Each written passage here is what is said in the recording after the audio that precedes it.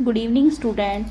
आज हम हमारे फ्लेमिंगो बुक से हमारी third poem a thing of beauty पढ़ेंगे। तो ये जो पोयम है हमारी अ थिंग ऑफ ब्यूटी, ये इसके पोइट जो है हमारे जॉन किट्स ये हमारे पोइट हैं जिन्होंने ये लिखी है। और ये बहुत ही रोमांटिक पोइट हुआ करते थे, है ना। इन्होंने एक बड़ी सी पोयम लिखी थी जिससे एंडीमियोन अ पोएटिक रोमांस, ये इन्होंने पोयम लिखी थी बड़ी सी, जिसमें उन्होंने एक ग्रीक स्टोरी को बताया है। ग्रीक स्टोरी के अंदर क्या है कि एक एंडीमियोन है जिसका नाम एंडीमियोन है, जो कि एक ब्यूटीफुल सी यंग शेफर्ड है। और हमारे पोइट इस पोयम के अंदर है। दोनों ही कहाँ रहते थे? माउंट लिटमस में रहते थे। और ये दोनों क्या है, एक जिसे हम बोल सकते हैं दोनों इमेजिन करते, किस चीज़ से करते हैं? एक सिंथिया कौन? मून गॉडेस, है ना।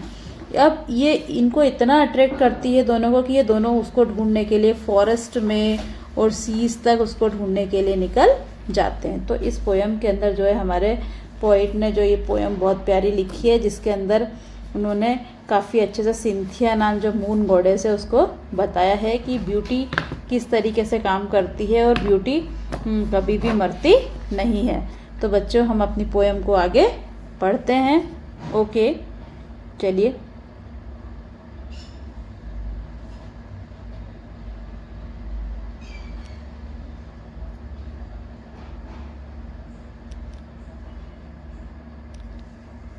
A thing of beauty is a joy for ever.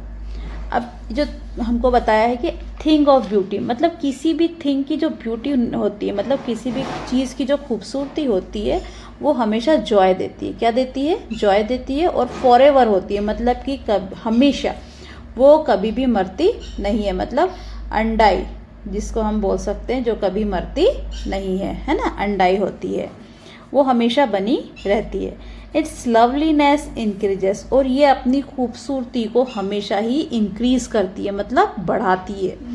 It will never, और ये कभी भी मतलब ख़त्म नहीं होती है, ये हमेशा ही अपनी खूबसूरती को बढ़ाती है।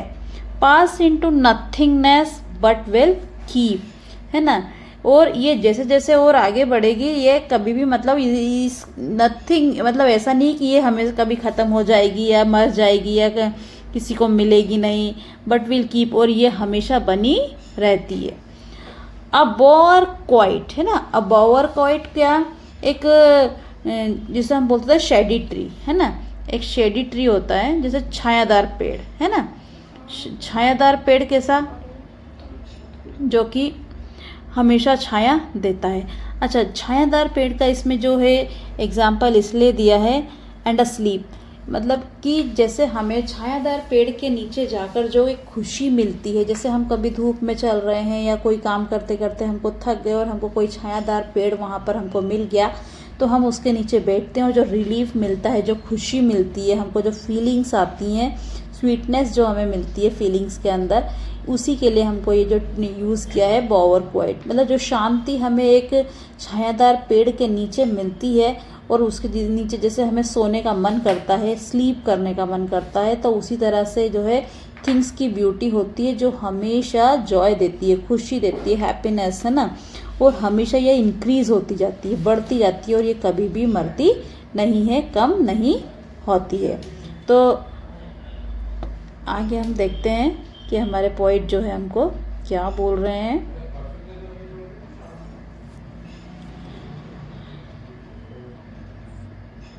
Full of sweet dreams and health and quite breathing. अब इससे क्या होता है, जैसे हम बोअर ट्री के अंदर जो है शेडी ट्री के नीचे जैसे ही हम उसके अंदर स्लीप करते हैं तो हमें क्या होता है? स्वीट ड्रीम्स आते हैं, मतलब मीठे मीठे सपने। एंड हेल्थ, और हमको जो है अच्छी ऑक्सीजन मिलती है तो हम हेल्दी होते हैं। एंड क्वाइट ब्रीथिंग, और बहुत अच्छे से हम सांस ले पाते हैं।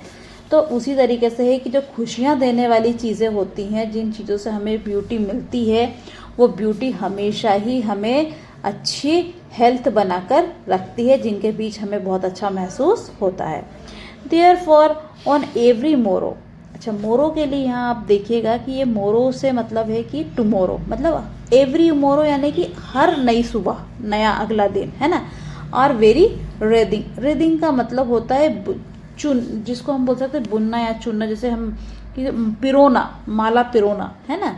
इसको हम वर्ड को रेदिंग को आप यूज़ कर लेगा, याद भी रखिएगा कि पिरोना। क्या पिरोना? A flower band to bind us to the earth. मतलब फ्लावर बैंड, फूलों की जो माला होती है जिसको हम पिरोते हैं, to bind us to the earth, ये जो है हमको हमारी नेचर से जो है जोड़ने का काम करती है।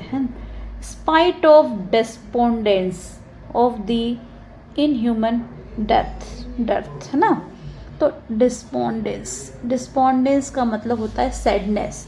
ये आप बच्चों, मैं वर्ड के मीनिंग बताते जा रही हूँ, आप लोग याद रखिएगा। स्पाइट के लिए भी आप इन स्पाइट को यूज़ करेंगे तो शायद ज़्यादा ठीक है। या क्या होता है, पोइट लोग जो है अपनी पोइट को खूबसूरत बनाने के लिए जो है वर्ड्स को आगे पीछे करके लिखते हैं, जिससे उनकी पोइटिक जो है काफ़ी ब्यूटीफुली एक्सप्लेन होती है। तो ये इंस्पाइट है, वो इंस्पाइट ऑफ डेस्पोंडेंस, तो मतलब एक सैडनेस, निराशा जो होती है, मतलब एक जिसकी इच्छाएं मर जाती हैं, जो हार मान लेता है। Of the inhuman death, inhuman यानी अमानवीय, जिसमें मानवता ना बची हो, डेथ, है ना। मतलब इन सब चीज़ों की क्या हो गई है, कमी हो गई है। Of noble natures, noble natures कौन, जिसे हम कह सकते हैं सज्जनता। सज्जन व्यक्ति जो होते हैं ना, मतलब अंदर से काफ़ी अच्छा नेचर जो व्यक्ति का होता है, हमेशा हेल्प करना, स्वीटनेस होना।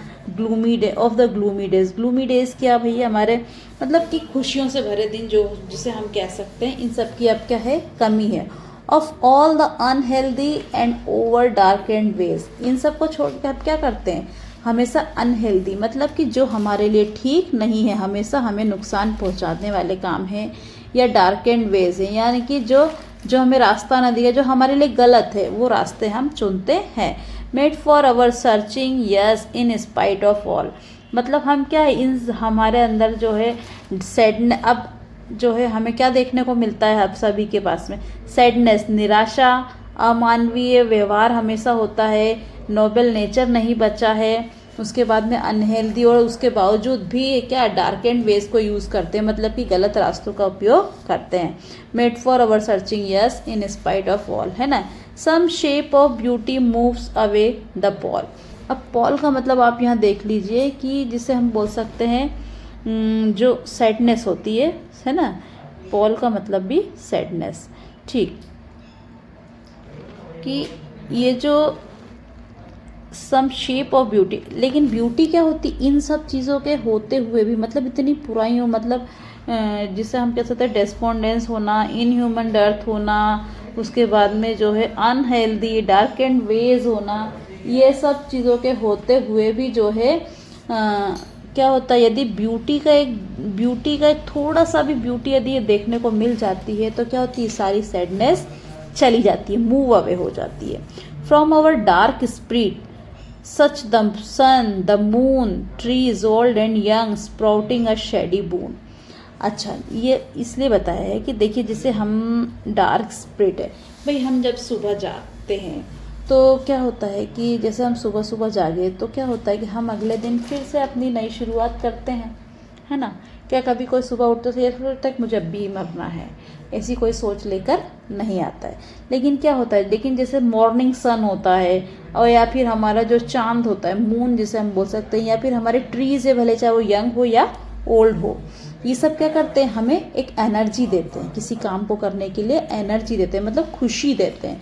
Sprouting a shady boon for simple sheep and such are daffodils. Daffodils क्या भाई, फॉरेस्ट में एक येलो कलर के जो फ्लावर्स होते हैं उनके लिए यूज़ किया गया है ना। तो ये सब क्या होते हैं, ये सब ब्यूटी को बनाए हुए हैं, है ना। ये ब्यूटी को जाने नहीं देते हैं और हमेशा हैप्पीनेस को बरकरार रखते हैं। चलिए हम अपने आप पोयम आगे देखते हैं। With the green world they live in. अब क्या होता है, ग्रीन वर्ल्ड जो है, ग्रीन वर्ल्ड के अंदर क्या है, सन है, मून है, ट्रीज हैं, ओल्ड यंग सभी ट्रीज को इसमें ले लिया है। उसके बाद में जो डिफोडिल्स है, मतलब डिफोडिल्स फ्लावर को यूज़ किया है कि येलो येलो फ्लावर जो हमारे फॉरेस्ट में होते हैं उनके लिए यूज़ किया है, वो हैं। और एंड क्लियर रिल्स। रिल्स क्या होता है, रिल्स होता है भाई छोटी छोटी सी, जिसको हम बोल सकते हैं जो फॉरेस्ट के अंदर हमको छोटी छोटी सी रिवर्स देखने को मिलती हैं, हल्की सी जो धाराएं स्ट्रीम्स बहती हैं, उनको हमने यूज़ किया है। That for themselves a cooling covert make, मतलब कि जो हल्की सी छोटी छोटी धाराएं बहती हैं, पानी की धार सी बहती है, जिसको हम छोटी नदी भी कह सकते हैं, हल्की सी जो बहती हैं और क्या करती हैं, मौसम के अंदर क्या करती हैं, कूलिंग कवर्ड बनाती है, मतलब कूलिंग ठंडाई बनाकर रखती हैं। गेंस्ट द, अब गेंस्ट के लिए आप गेंस्ट ना पढ़ के अगेंस्ट पढ़िए, ठीक है। Against the hot season the mid forest brake, और जो है गर्मियों के सीजन में, है ना, गर्मियों के सीजन में मिड फॉरेस्ट ब्रेक का यूज़ किया है। ये क्या है कि हम rich with a sprinkling of fair musk rose blooms. अब मस्क रोज ब्लूम क्या होता है कि भाई फॉरेस्ट के अंदर एक बड़ा सा पेड़ जिस पर कि फ्लावर्स आते हैं कैसे, रोजेस जैसे, और जो है एक परफ्यूम, जिसे मस्क रोज परफ्यूम होता है ना, जिससे परफ्यूम बनता है, वो जो है अपनी खुशबू को स्प्रिंग करता है ना, स्प्रिंग करना, छिड़कना जिसको हम बोल सकते हैं। And such too is the grandeur of the dooms. Grandeur क्या भाई, किसी को हम सम्मान देते हैं, ग्रैंड्योर करना यानी सम्मान, किसको, ऑफ द डूम्स। डूम्स जो लोग मतलब पहले मर चुके हैं ना, तो उन मूर्तियों को, उनको जो है हम सम्मान देते हैं।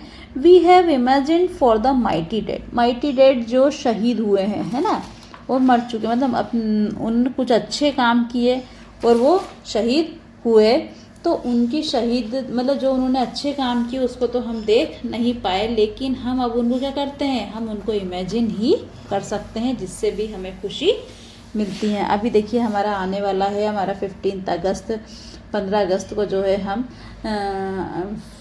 हमारे स्कूलों में जो है हम इस हमारा एक नेशनल फेस्टिवल है, जिसको हम खूब अच्छे से ऑर्गेनाइज़ करते हैं और इसको खूब एंजॉय करते हैं।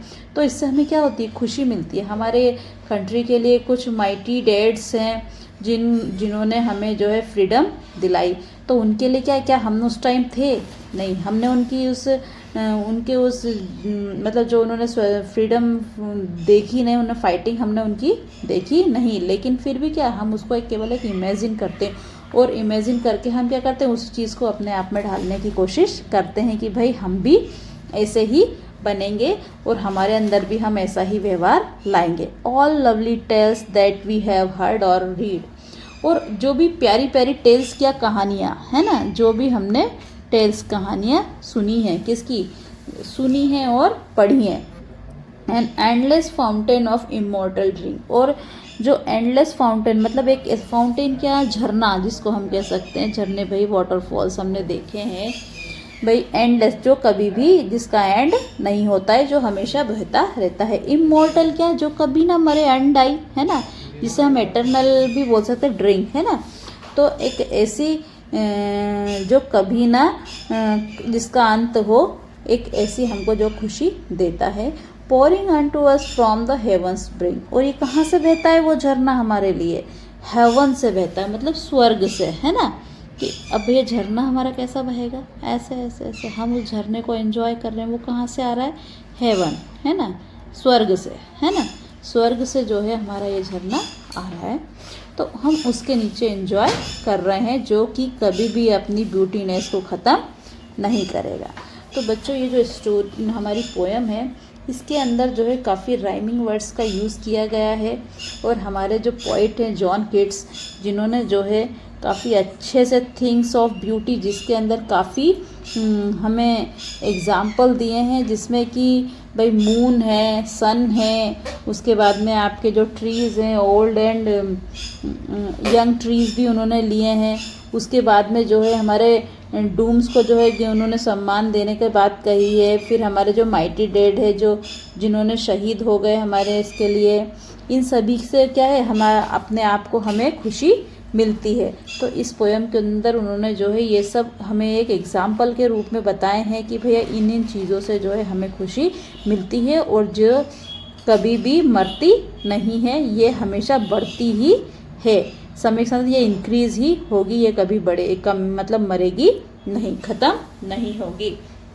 तो बच्चों ये जो हमारी पोएम है इसमें आपको जो है काफ़ी वर्ड्स जो हैं आपको ऐसे ही देखने को मिले हैं। ये काफ़ी हमारे कीवर्ड्स हैं जिनको आप यूज़ करेंगे, जैसे इमोर्टल या एटर्नल, उसके बाद में अनडाइवर्ट्स है। उसके बाद में आप इन चीज़ों को भी ध्यान रखिएगा कि जैसे हम इनके जो हमारे और भी कई वर्ड्स हैं जो कीवर्ड्स के रूप में यूज़ हुए हैं, और बच्चों आपको ऐसे याद नहीं रहेंगे तो मैं अपने डिस्क्रिप्शन में जो है सारे कीवर्ड्स को दे दूँगी, आप मेरा डिस्क्रिप्शन में जाके अपने वर्ड्स को देख सकते हैं।